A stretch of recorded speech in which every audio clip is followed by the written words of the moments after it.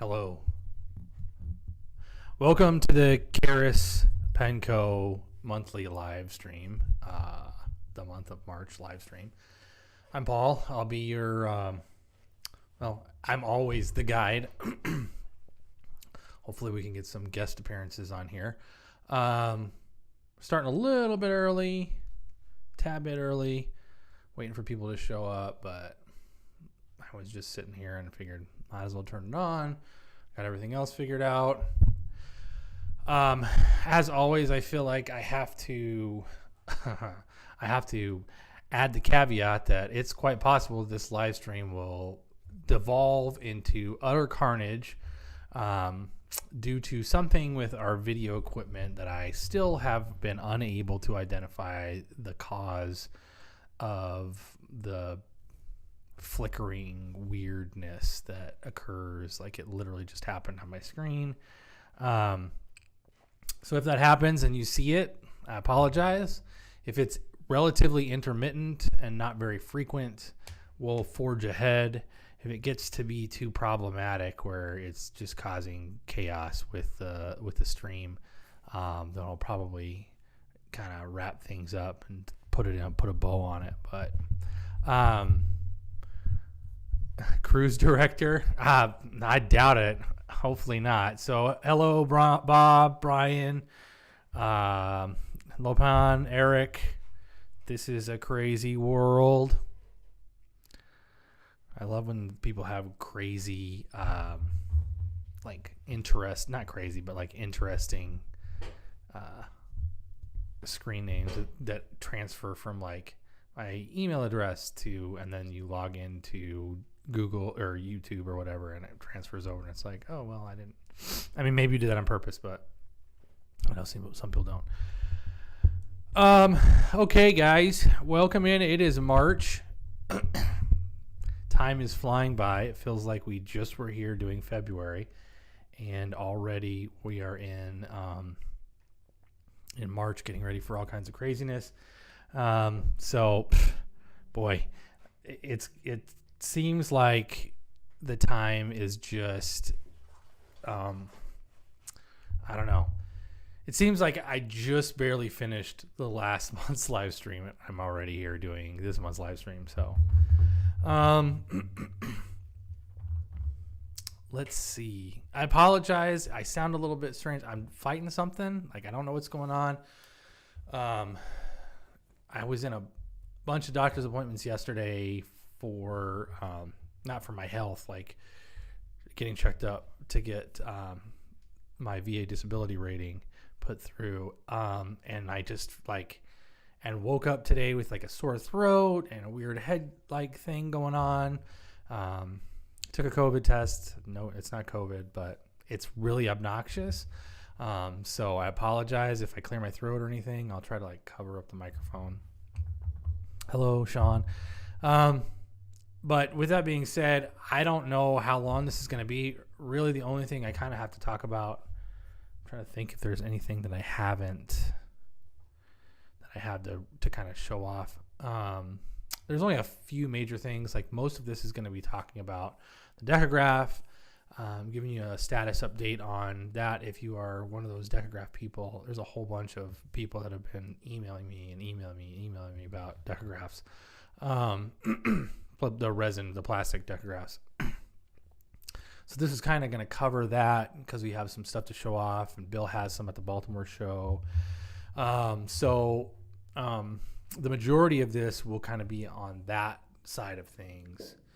I might touch on a few other minor things depending on where we're at. Obviously, if you guys have questions, we'll go ahead and get into that. But let's just talk about the Decograph a little bit. I feel like I have I feel like in watching some of the previous live streams, I just assume that people like you guys that are here during the live stream obviously know a little bit of what I'm talking about. But a lot of times people, if they're rewatching it, might be like, I have no idea what he's talking about in terms of XYZ, because we kind of just get into the meat of things. So just kind of an overview of the Decograph to bring us to where we're at right now. So the Decograph fountain pen came about kind of as a brainchild of myself and Dan Bishop when he was still here. Dan had put some sketches together about that was kind of like a multi-piece design in terms of a clip and finial system that you could potentially change the shape. We could change the look of the pen by changing the shape, or size of the finials. And so he had a whole bunch of stuff sketched out on paper, and I had the idea of wanting to do a little bit more of a traditional fountain pen, especially when we got into doing the first resin pen. So when he and I were kind of sitting there and sketching it out on a whiteboard, those were kind of the ideas that we had going back and forth, was drawing heavily on traditional styles in terms of the basic shape and style of the pen. Excuse me. Larger size cap, smaller size body in terms of diameter, which would allow better for people that continually asked if our pens post. Much more like classically shaped in terms of just, I don't know, like, we didn't want it to look like a stick. We still wanted some definition, so we did want to have some gentle tapers potentially that would give the pen some movement and some aerodynamic lines and make it feel a little bit more modern, but definitely taking some heavy influence from, fountain pens of the 30s, 40s, and 50s. So that's kind of like where we were at. This would have been like 2017, early 2017. And so we went through our normal like multi-step prototyping phase. It's actually the first time we 3D printed prototypes of a pen. The only time we've 3D printed prototypes of a pen. We actually had a company 3D print prototypes. We sent them everything. We sent all that stuff to the company, sent them the solid models, and they 3D printed them, sent them back to us, which was really, really fun. So there was that. And then we kind of went straight into the process of prototyping, like physical pens themselves, sourcing the material, which was kind of my job initially, was finding where we would get the acrylic from to do the first runs of them. It was really largely just purchased from a few online companies that sold single color American made acrylics.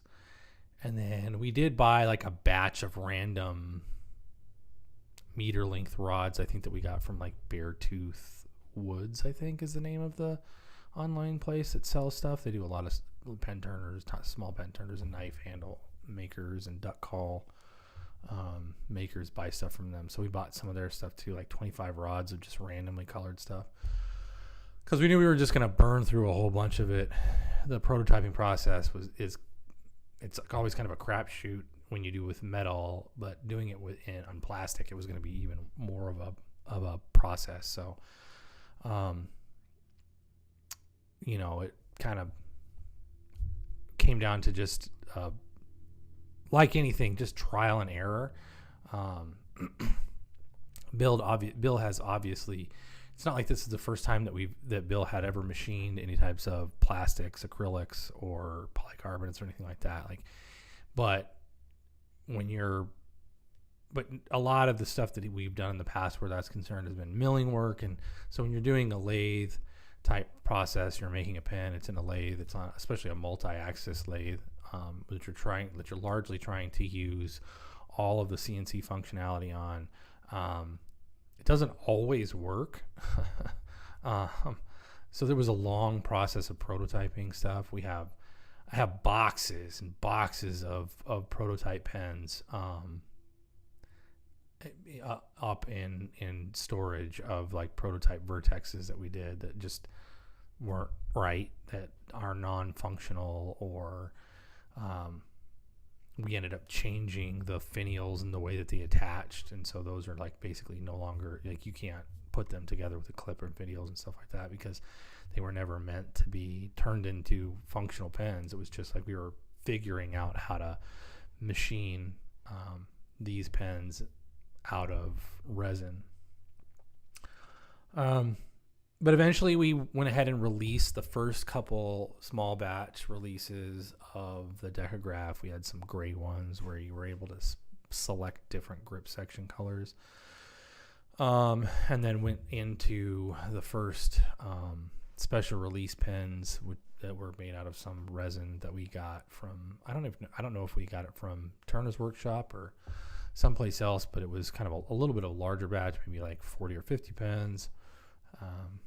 Still extremely difficult, time consuming, not difficult. It was very time consuming.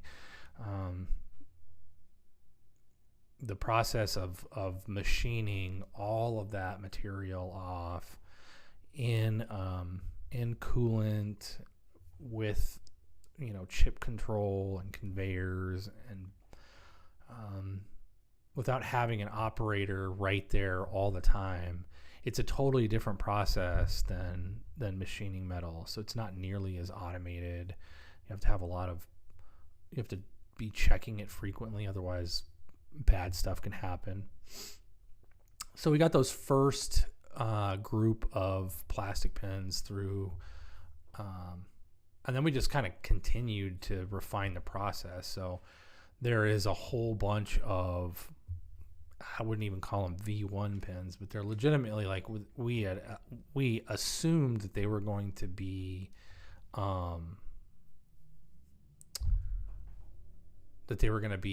the standard way that we made these pens, with like a bottom finial that was like press fit with an O-ring, and then a top finial that threaded on, two-piece clipped. It was basically, part of it was milled aluminum and the other piece was spring steel stamped. That's what was stamped, and then we would swedge those together. Everything was polished in-house, hand polished, on a completely different method than we have right now. Very rudimentary, but it worked for all those initial releases. But as time went on, we realized that every different batch of material that we got machined differently, and so the tolerances that we were trying to get wouldn't work, and so a whole bunch of the press fit finials like had to be scrapped because they were technically the right size for the first versions that we released, but they weren't the right size for the versions that we released like 3 months later, because the shrink rate was different, and there's all kinds of different things that you have to take into account that you just don't have to with metal. Plastic is so malleable. Even hard plastic like that is so malleable that when it's machined, it doesn't always stay around or stay to the shape that you want it to, especially when you're doing extremely thin-walled stuff where you're not threading and you don't have threads, you have push, you have friction fit things in it. And so if you're not controlling the creation of the plastic itself, which we weren't, we didn't have anything to do with that. You're really kind of flying blind in terms of like attempting to make things all the same. So my hat goes off to anybody who does really complicated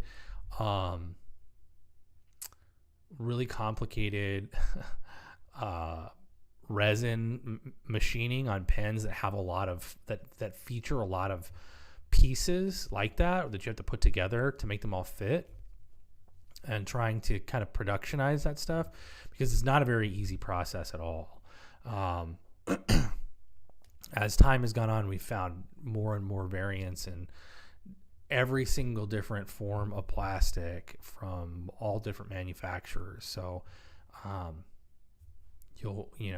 none of them are the same, even if you've been told that they're exactly the same chemical compound, because the dyes that are used to make one, because a blue dye might make it slightly harder than a red dye, and if it has any white in it, it might be softer than, if there's more black or whatever.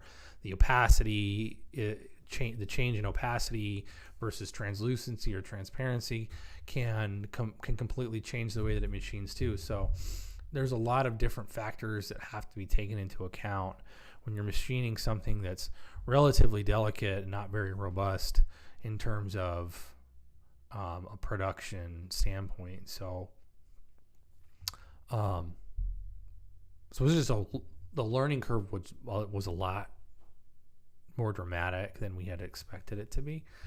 And so as time went on, we kind of went through all those iterations that we had, and then finally,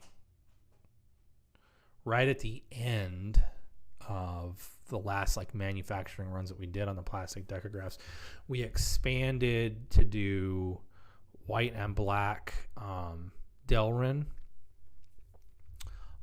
We were machining the first aluminum Decographs at the same time that we did those, and that's where we transitioned to a one-piece clip and to the threaded bottom finials, and we removed the K in the bottom, because the original versions had the K-Shield logo machined into the bottom of the bottom finials.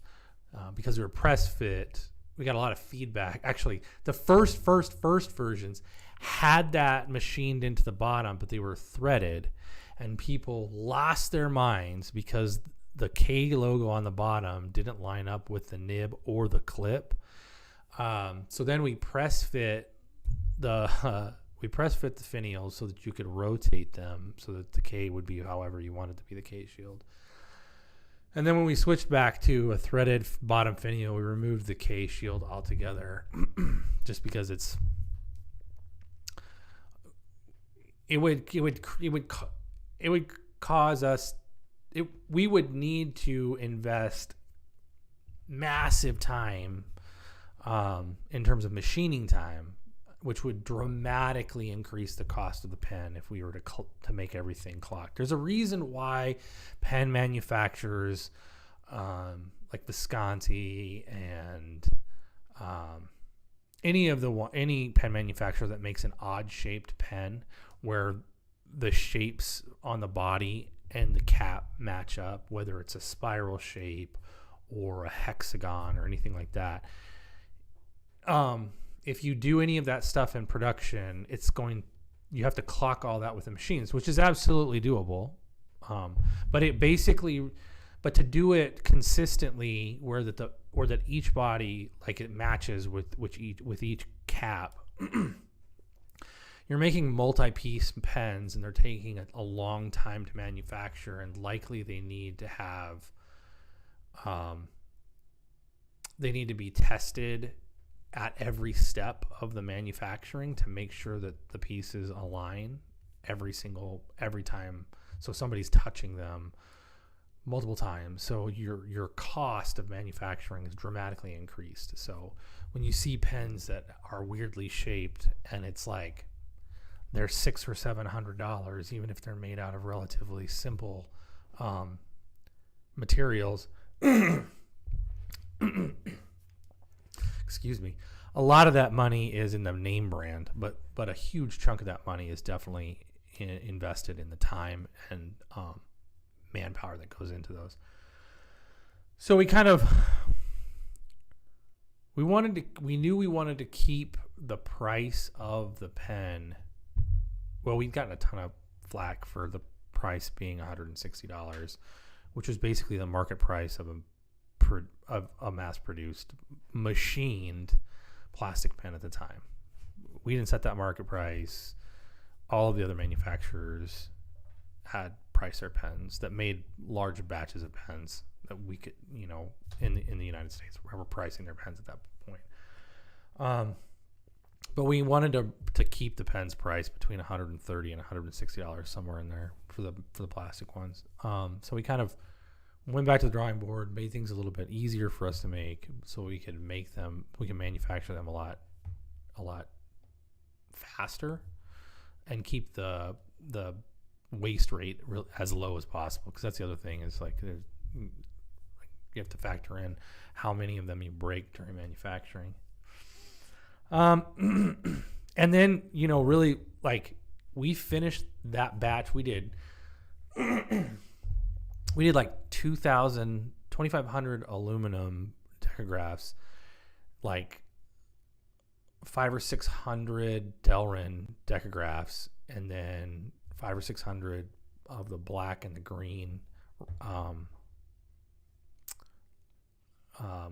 acrylic decographs, and then basically stopped manufacturing them completely, and went straight into Vertex manufacturing, because in the interim, while the machinists were dealing with their prototyping, just prior to Dan leaving, he and I and Bill sat down and designed the Vertex, and we went straight into prototyping that on other machines. And so the Decograph kind of got, like, for lack of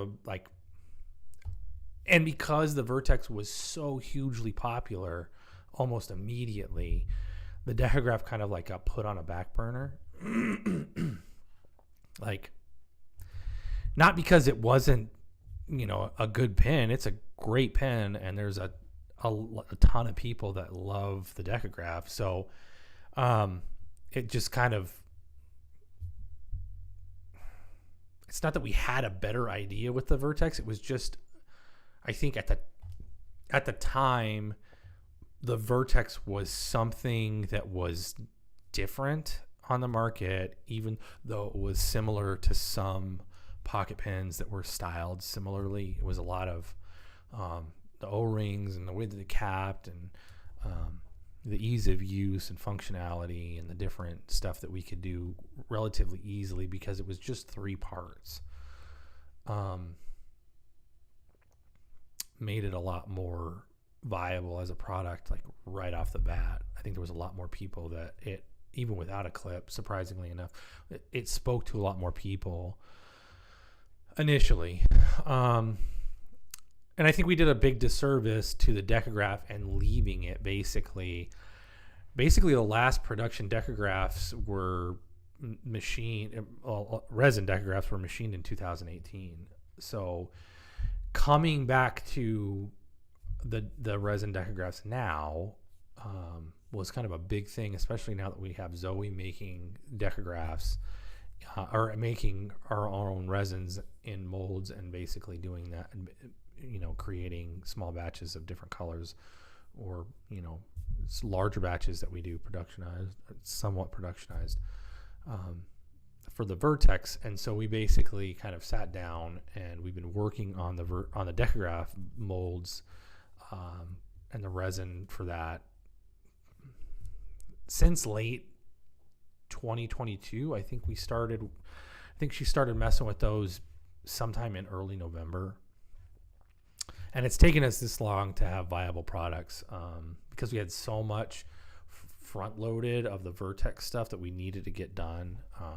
And even though some of the tooling is the same, a lot of these pieces require custom tooling that we've basically made ourselves. So custom to the point where Josh has literally sat down and designed the tooling. We've had it made for us by a tool and die manufacturer. It's sent to us. It's used only for these pens. We have multiple different tools that are required for the Vertex, and multiple different tools that now have been made and are required for the manufacturer of the Decograph as well. So I'm going to switch my face, and you don't have to see me, and you can see some pens instead. And so these are a selection of the prototypes that we have right now, the first initial prototypes that Zoe has made. So all of these materials have been made in-house by Zoe. They're all different in their many of them differ from one another based off of number of colors present, amount of white and amount of black, which changes the way that the swirls are in the type of product that we use. We're not using Alumilite any longer. We're using a different type of, a similar to epoxy, like resin, similar to Alumilite. It's a different brand. It reacts differently. It's a little bit more forgiving in terms of our process. Also, it doesn't cause skin allergy. Alumilite can cause dramatic skin allergies and respiratory allergies. That we figured that out the hard way. So these are so this resin doesn't cause that. It's still we still use respirators and gloves in creating this stuff. Zoe does anyway because she doesn't want to take the risk of having a reaction. But the Alumilite stuff was causing many people to have kind of allergies. So so in doing this, working through these, the 5 on the right, if you look real closely, you'll see that the 5 on the right don't have bottom finials. And the 3 on the left do have bottom finials. That's because during this prototyping phase, once again, this material machines dramatically different than any plastic that we've ever machined before. And so the bottom threads on the early prototypes of these, which the 5 on the right are early prototypes, the bottom threads after manufacturing were misshapen. And so Zoe has actually used tiny little, it's going to be one of those things where you can't really see it because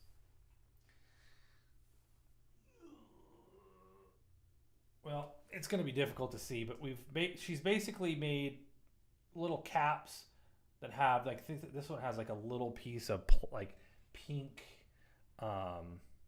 shiny material in it, and then we've just basically clear resin on top of that, and then then she's buffed them out and polished them up. So there's going to be a very few of those available. Almost all of those are available. Are going to be available at the pen shows because we just have like very few of those.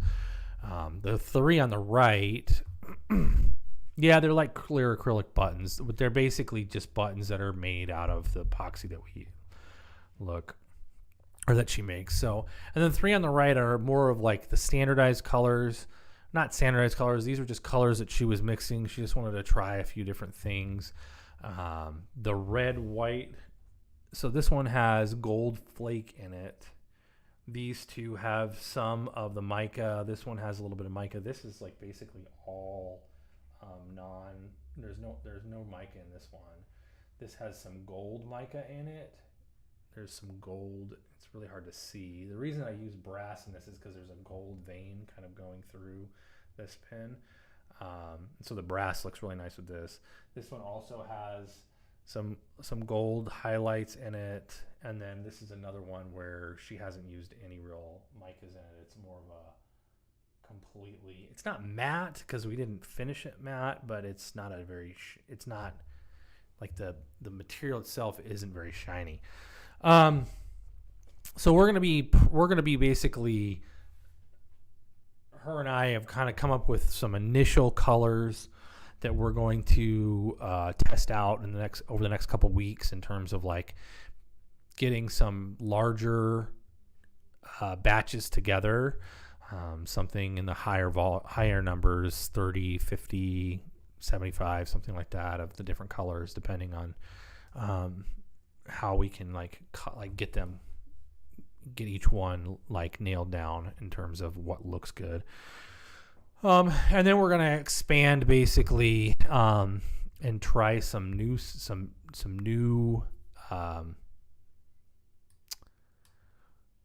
I don't want to say new. We're gonna see if we can we're going to attempt to mimic some acrylics that have been popular that we've released in the past. So they're not going to be exactly the same, but we're going to try to get close to the base colors of some of the acrylic vertex color. Like the Challenger Deep was a really popular blue with black line acrylic, and then it had some very understated mica in the blue that really came out, like when you like rotated it in light, you could see it, but it wasn't evident like right up close.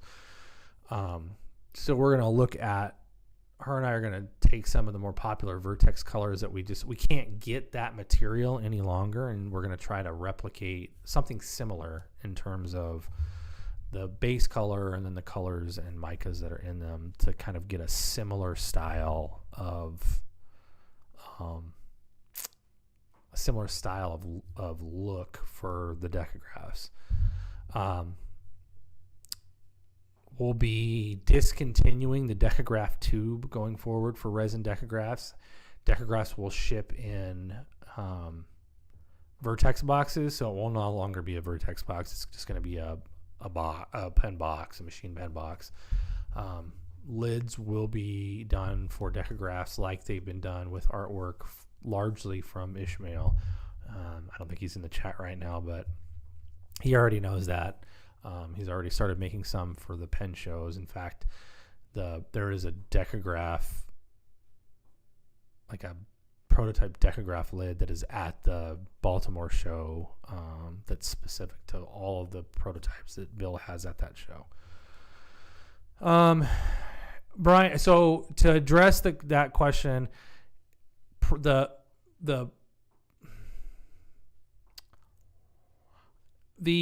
resin decagraphs do not have O-rings in the caps, largely because they don't require them. They don't come unthreaded, and they seat better than the metal ones. So the metal, I don't think any of these, as far as I know, we did not add. Yeah, these don't have the O-ring groove cut in them, largely because they don't need to have the O-ring groove cut in them. They're manufactured in a way that basically the face of the grip section mates with a flat that we've machined in the cap, and then when you thread this down, it basically tightens on that face, and the threads at the bottom there also tighten, so that you can't really, it's not going to come unscrewed in your pocket, and it should be as close to airtight as you can get with a pen that has a thread-on finial like this that isn't glued in place. We put an O-ring on the top finial to kind of eliminate any kind of air travel between those. So that's kind of where we're at, where that's concerned. So it doesn't need an O-ring. The O-ring was literally added to the metal decagraphs because the caps were falling off or coming loose, and then the pens were drying out. And so with the O-ring keeping that cap on and a little bit of a better environment for length of nib wetness, there is a long delay. I apologize, guys. There's a much longer delay. I don't know if that's my internet or if it's YouTube. So I apologize if you guys are way behind in terms of like the chat and what I'm responding to. So that's kind of where we're at right now. Zoe and I have already talked about like the first three colors that we're going to do. We still have a bunch of vertexes that are going to come out, like different colors of vertexes that we're still going to release. We're still working on increasing the production how we productionize the Vertex into making it even easier for us to make those in large quantities. So we haven't like abandoned the Vertex, and we don't plan on doing to the Vertex what we did to the Decograph and like just like shoving it to the back burner. We understand that both pens have viability even in kind of a slightly declined fountain pen market like we're experiencing right now. So we'll be releasing some of the small batch like prototype stuff like this will go to the Pen Club members. Some of these that don't make it to the pen shows will be available for Pen Club members. The majority of these one-off, like where we only have one or two, will only be available at pen shows. But some of the ones where we have like 4 or 5 will probably be put either on the spreadsheet or listed for sale on the pen for the Pen Club to purchase on the site. And then we're just going to move right into just doing like some small batch stuff, but ideally a lot of these releases will be in the vein of the Vertex special releases. So they'll fall into, alchemy, mythology, whether it's Greek or Norse, or like we're going to expand that whole section of mythologies. We're going to add some stuff to that. Potentially doing some constellation series, decagraphs, and then I have some ideas potentially to do to bring about some other like series or sub-series, what have you.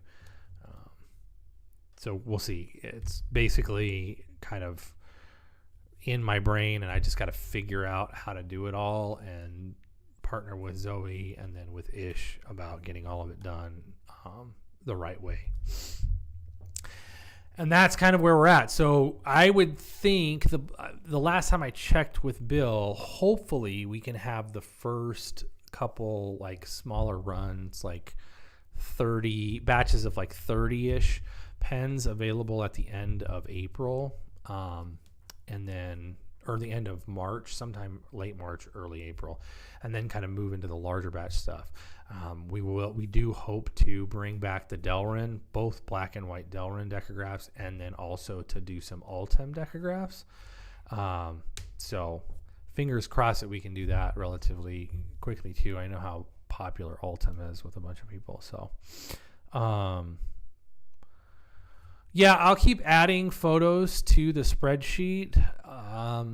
If I have the photos, there's a lot of photos that I take with my phone that at that size on that spreadsheet, like it's useless. The phone photos that I take are useless. So there's some stuff on there that I haven't even put on there because I don't have photos that Tommy's taken that you can actually see and help you.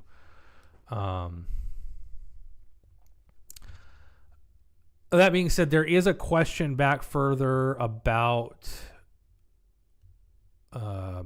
titanium retracts. Right now we're doing titanium bolt manufacturing, and I believe right after the titanium bolts are done, we'll transition that machine into titanium retracts. So hopefully in the next couple months we should have some of those. Fingers crossed. I'm not sure whether or not that's going to be that's when they're going to be done or not. It just depends on how quickly we can get the bolts wrapped up and move into the retracts. So they are next after the bolts. I do know that. Brian's asking if we'll do an Ultem pen tube. Like I said, we're phasing the pen tubes out. The pen tubes are being phased out. And I don't think the viability of doing a pen box out of Ultem is possible, although it would be pretty cool. It just might cost a lot of money. I'd have to check with Bill on that one because we've looked at Ultem sourcing for a while now in terms of just cost and seeing how much the material itself has like fluctuated. and looking at potentially when we look at potentially bringing in different types of materials, which ones we're going to use and stuff like that. We look at previous costs. So Ultim's definitely gone up. So doing a box out of Ultim's probably not going to be viable unless it's like an add-on for an additional amount of money. We still have some tubes. Basically what I'm going to do is I'm going to go through them all and pull out all the good ones and like polish them all or sand them. Like they're all going to be brush finished. And then, I don't know what we're going to do with them. I don't know whether like maybe we might do some we'll probably end up keeping them and doing, Vertex, like basically like the blind bags where like the mystery box type thing with like randomly put together. Cause I have a bunch of like mismatched colors from Zoe that they're like a cap that doesn't have a body. So it's probably going to be like mismatched in a tube. And so that's how we'll use up the last of the tubes. They'll be in like Decograph mystery boxes. I'm choosing to ignore any questions that anybody asks about a material that starts with a Z and ends with a C if it's, abbreviated, otherwise ends with an M. All right, so that's kind of the update on the Vertexes. I do know that other colors of Delrin exist, and the issue is getting it at the size that we need is not possible right now. We literally asked. Well, it's not possible without creating $300 pens out of it, because the price we were quoted for this from our same vendor that stocks the black and the white was just ridiculous. So, Jonathan, I do know that orange Delrin exists. We've dyed Delrin before. You can dye white Delrin. It's just a process of basically boiling it in like a low boil. Not a low boil. I don't even know if it's boiled. It's at a certain temperature with like fabric dye. Works pretty well. So, all right. So that kind of wraps up the Decograph conversation, like where I wanted to bring it up to. Like I said, hopefully over the next like 3 to 6 weeks, we have several batches of resin Decographs that are up on the site and ready for sale.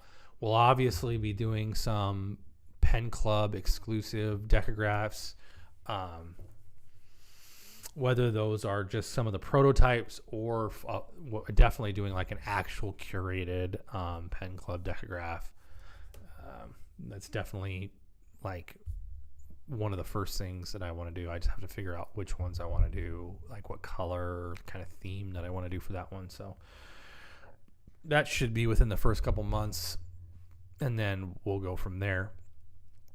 I'm going to go ahead and open up for questions in the last like 10 minutes or so. So if anybody has questions, I'll happily field your questions.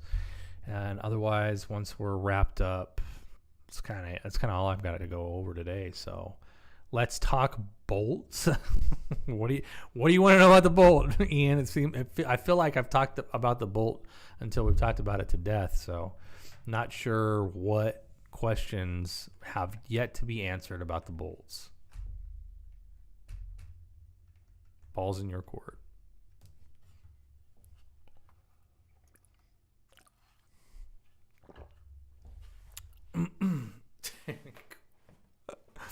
Any cool bolts coming this month?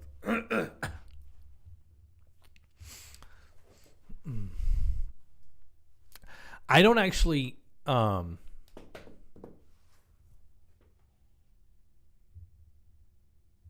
I do need to get those. Yeah, Bob, I put that, unfortunately, I put the O-ring kits on pause because we're having so many issues with our old website. Now that we kind of have some stuff fixed with that, I do need to go ahead and put those on the old website. The new website, I've actually put them on there. Like they're not. It's not live. You can't purchase anything from that site. But I've actually put them on the new website. But yeah, I need to get that figured out. I'll write myself a note.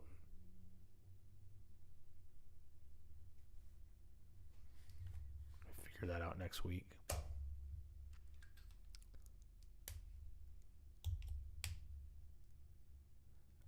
This is just water. This is bourbon. But I'm trying to just drink water. The bourbon does soothe the sore throat, but I don't have any new bolts coming that I planned out. I am going to be sending some stuff to.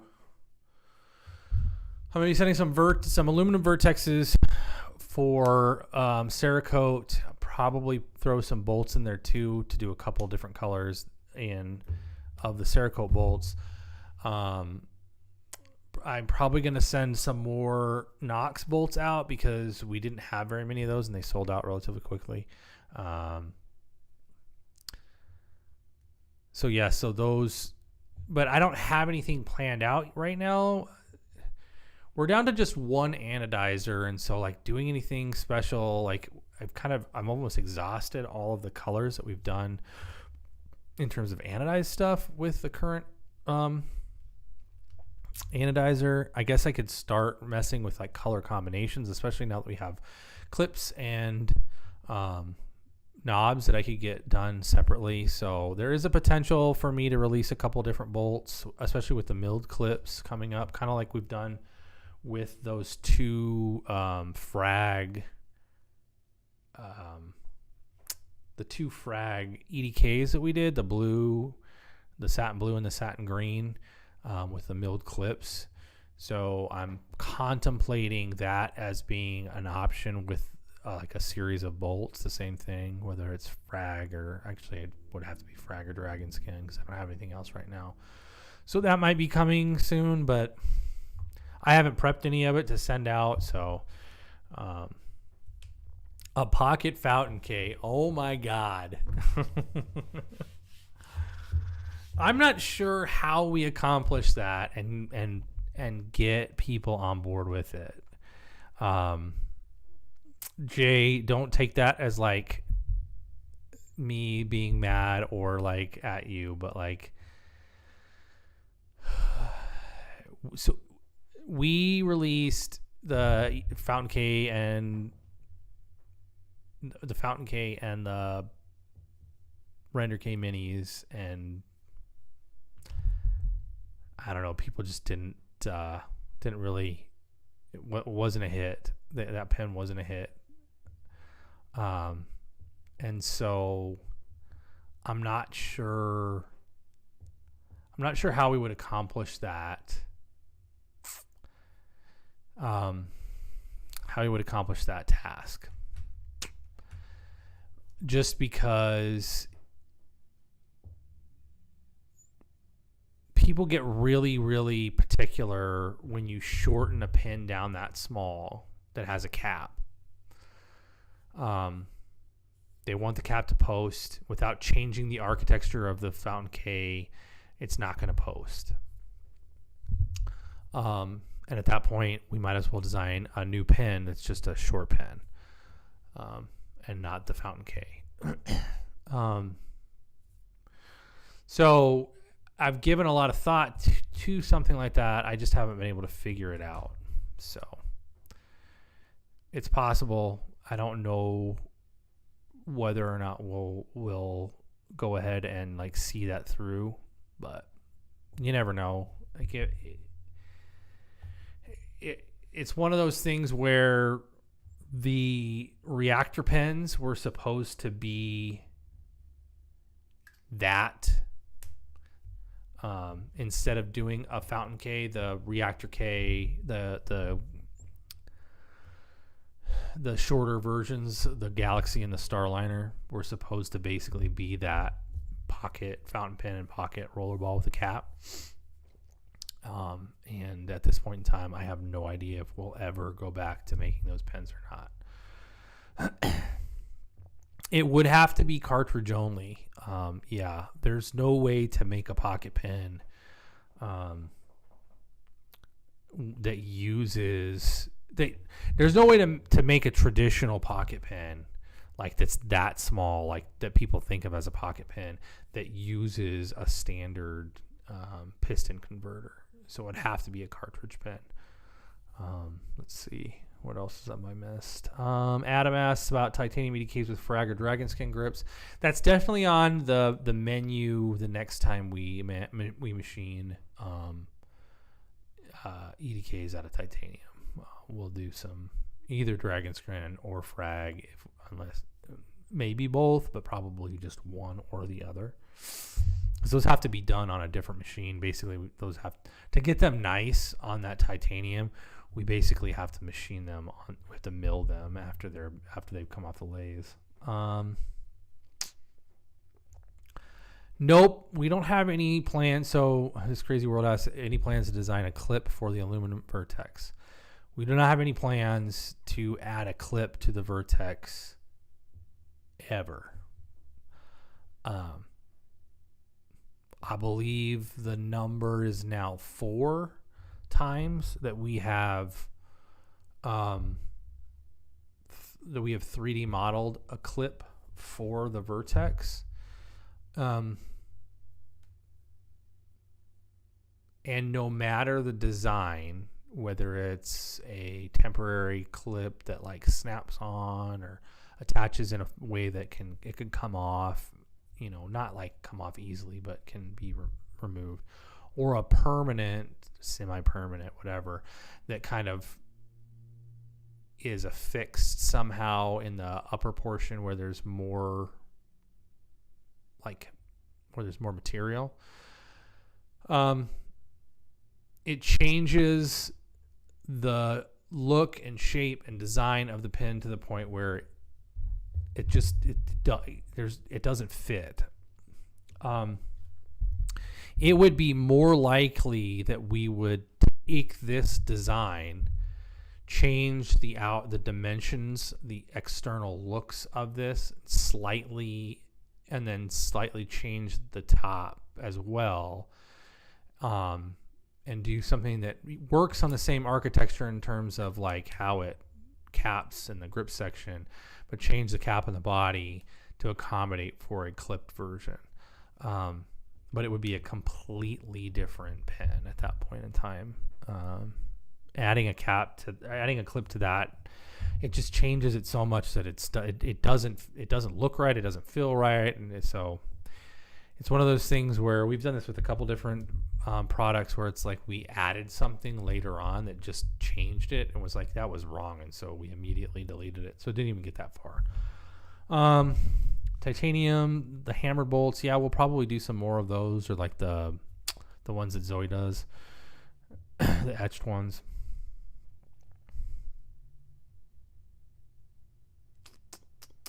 Let's see. Right, and that's the other thing is if the current version of the K series with the O-ring where it doesn't come off was on a Mini, maybe it would be more popular. But the biggest problem that we had, the biggest feedback that we got was the cap doesn't post. And so I have this pen that's a pocket pen that I'm using on the go, and I can't put the cap on the end of it, and so I keep losing the cap. So I don't know. Let's see. Yeah, Eric, if we did anything, it would be a different shape of a pen. The cap would be shaped different. The body would be shaped different. It might use the same grip section that this uses and the same like O-ring technology that this uses, but it would be redesigned in a way that it wasn't a vertex, and it would be called something different, but it would potentially function similarly to this. It would just have a clip on it. But again, at that point, it would be a different pen and would be named thusly.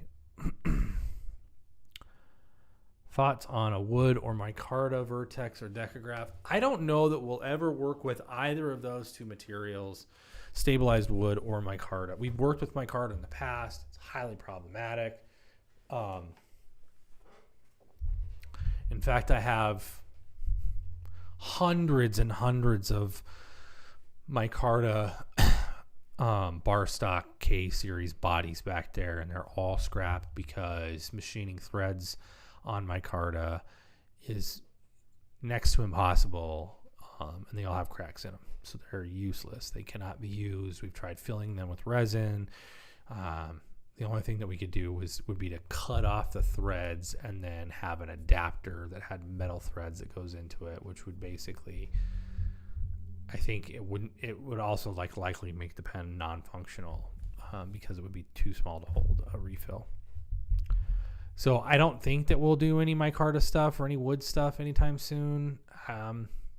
But I'm not going to say no. The only thing that I'm saying no, that I will continue to say no to, is zirconium. I'm not going to say no to wood or micarta. It could happen. I'm still waiting on the Thai inks as well, Chris. Like, I want to see that pen in titanium. I think it's going to look amazing.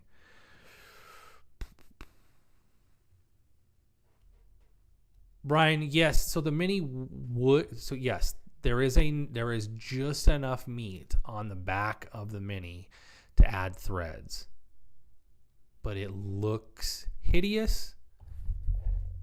And once it's anodized, every time you thread that on and then thread it off and then cap it, the threads on the bottom are going to be worn and the anodize is going to come off and it's going to look like shit. And then somebody will complain about that. That's kind of the problem that we ran into. Every solution that we came up with for the Fountain K Mini was basically like, well, we might as well just design a different pen because a threaded body doesn't work. It looks weird unless we just leave it raw. It also looks it starts looking a lot like the other mini pens that are out there that allow that type of thing, whether it's Ian Sean's pens or some of the Kaweco pens that thread together. So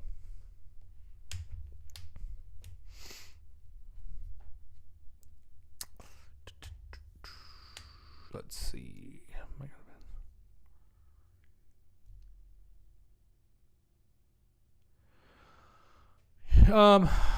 Yeah, I only have one micarta pen. I have one of the TWSBI micartas that was made ages ago. I have the clipped version somewhere in some place. I should probably sell it because it's probably worth a ton. It's a fantastic pen. It looks gorgeous. The patina on it patinas better than any pen patinas. So it looks like a really rich mahogany or wine color almost. It's like a dark red now almost. Absolutely beautiful pen. But just a pain in the butt to machine. 100% pain in the butt to machine.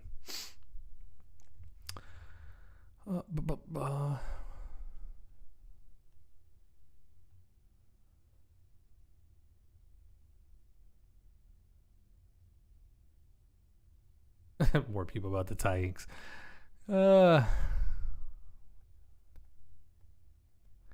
Yeah, it's possible that we could potentially look at something that uses O-rings again, if we did a pocket pen.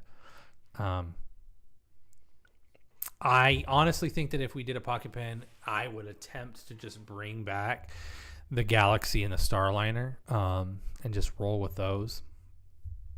A lot of people like those pens. Used O-rings. They seem to work pretty well, but we shall see. All right, we got a couple minutes left. If anybody else has any questions before I have to wrap it up, ask them now.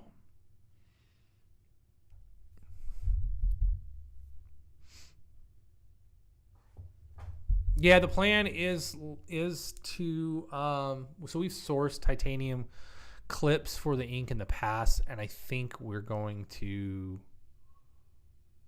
well,